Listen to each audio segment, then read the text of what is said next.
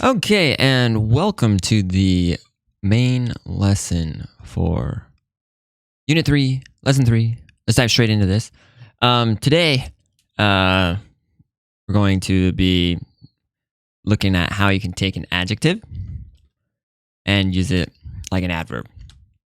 So, in other words, the word like early is used to describe a noun in English. Well, technically, it's also an adverb as well. So let's actually pick like a different one. Let's do slow. That actually is a little bit like that'll make it more clear. So let's say that someone is walking, right, and but it takes them forever to go somewhere. You can say like he is slow, and in that situation, we have the word slow, and let's turn on the brush tool. Here we go. Nope. Why not? 1 second. Sorry about that. That's why. Here we go. Okay, so we have he is slow. And slow here is an adjective. It's describing the noun. Now, compare that to the sentence, he walks slowly. So the first thing you might notice is that slow now has ly attached to it. And in essence, we've gone from an adjective in the word slow, and it's now become an adverb in the word slowly. Slow was used to modify he. Slowly modifies the action of walking, like that.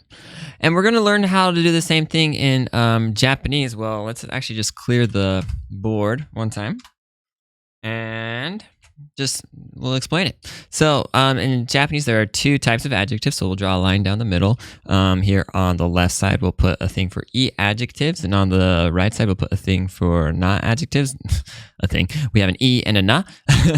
And as you know, like all e adjectives end in e. For our example today, let's go ahead and keep using osoi. In other words, slow. So here we have an o. So. Osoi. Now, the first thing that you'll want to do in order to say slowly, in other words, to make this an adverb. So, real quick, I want to actually be very clear about what we're doing. We're going from the word slow, and we're going to change it to slowly. All right? I don't know why I had one L lowercase and one uppercase, so let's make it all the same. Okay, there we go. Slowly. So the first thing is to get rid of the E. Bye-bye E, so that leaves us with oso. And then the next thing is to add a ku on the end. Osoku. And then the last step is non-existent because that was the last step. Yeah. So we got there. Osoku. That's really it. So if you want to say like, he walked slowly, that would be like, 彼は遅く歩きました。I'm going to run out of space. You get the idea. 遅く歩きました. He walked slowly. I didn't really include the word he in there. I left it out because of space. But yeah. So that's how you do this process with an e adjective. If you are a not adjective, the story is a little different. For not adjectives, it goes like this. Let's use the not adjective for abrupt because it came up in the vocab for this lesson. That was Q.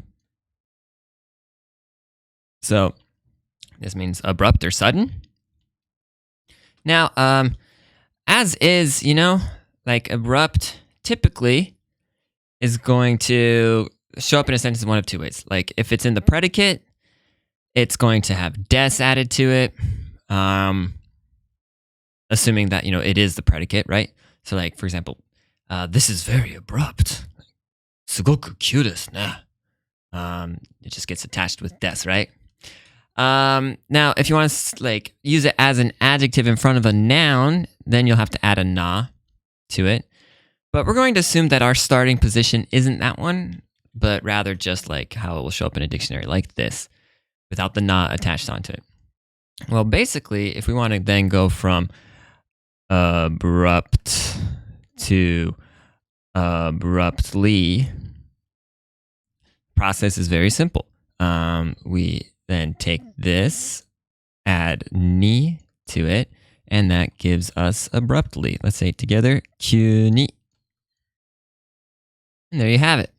So if you want to say like he appeared abruptly, that would be 急に現れました。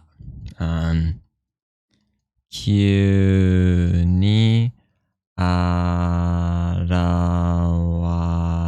れました. He or she, whoever, the subject appeared abruptly. Let's look at some more examples from the book. Here we go. So we had hayai became hayaku, osoe, osoku. That's the one that we used. Oh, this is worth mentioning. It's an e adjective. It means good. It means nice. But it is irregular. And so when this one becomes an adverb, it isn't iku, but rather you say yoku. And it means well. It also means often. Then we have urusai, noisy. And then if someone does something noisily, it's urusaku. If someone does something in a cute manner, you can say kawaiku. If it's in a scary manner, you can say kowaku. That's like scarily. To be honest, the list of like adverbs you could make in Japanese is like endless. Almost any adjective can become an adverb in this way. And then not adjectives, basically all of them can become an adverb in this way, described earlier by using ni. So quiet is shizuka, but quietly is shizukani. And it's kind of funny, like maybe you've had a Japanese teacher or you've seen in a TV show someone say, shizukani shite kudasai! Like a teacher who's getting mad at like their students, what? Shizukani shite kudasai! Or shizukani shiro! In more of like a command form. That means like be quiet, but literally it means please do quietly. Like word for word. So jiyu is free. Jiyu ni means freely. Kirei, it looks like an adjective, but this is one of those ones that's actually not adjective. It means pretty and clean. And then to do something in a clean or pretty manner, neatly, is kirei ni. So, and actually, just like how we said, shizuka ni shite kudasai, meant like please be quiet. If you want to say like please clean this or clean something, that's kirei ni shite kudasai. So you just add shite kudasai, please do, after some of these things, and it's like please do. Well, it just happens to like use different words literally in Japanese than we would use in English. Like we say, please clean this, and we have the verb for to clean. In Japanese, they have verbs that mean clean. However, you'll hear kirei ni shite kudasai a lot in the place of saying to clean something. Anyways, remember, adverbs describe verbs, adjectives, and other adverbs, and adjectives describe nouns. So, let's read these example sentences together, and then after that, I'm going to leave it up to you guys to check out the questions in the remainder of this exercise. Some of these things down here are going to be included in that as well. So we have hayaku okite kudasai. Please wake up early. Hayaku means early. Again, that's hayaku okite kudasai. 1 second. Okay. Then we have I went to bed late last night. That's yube osoku nemashita. Osoku means late. Number 3 says, 図書館では静かに勉強してください. Please study quietly in the library. Let's hear it again. 図書館では静かに勉強してください. Number 4, we have ここでは自由に話してもいいです. You may talk freely here. ここでは自由に話してもいいです. And finally, you did well. Literally, it is well done. よくできました. よくできました. All right. Before I let you go, let's real quick see what they want us to like think of when we see a place with o and direction or movement verb along or through. So like 公園を走ります. I run through the park. 公園にへ I run to the park. 公園で走ります. You know, like here they're translating as along or through. I wouldn't say that that's like wrong. You know what I mean? Like, but like for example, we can also translate this kind of stuff as like on, like especially with like number 5. Like if you're just like, let's walk on the road. Like if you say この道を歩きましょう, or like このトレイルを歩きましょう, like if there's a trail, right? It's not like you're like along it, like right next to it, and you're not actually ever going on top of it. So like, but the point is like, you know, in English, we use at a lot and on a lot. Like the prepositions for like marking locations are understandably like pretty difficult. One thing to keep in mind, and like I kind of like how it's distinguished down here instead, is that like, hey, if you want to like run at the park, you want to say that, like you can use de or o, but like in this situation, like by having o like as the place where you're doing like the running, like the thought is like you're not necessarily going to like a track, or like you're not necessarily going to a court or field. You know how like a lot of recreation centers have those kinds of things, like that like have the purpose of like you're exercising on them. Like with dead, like I get that sort of like a nuance, but with o, it's completely like irrelevant.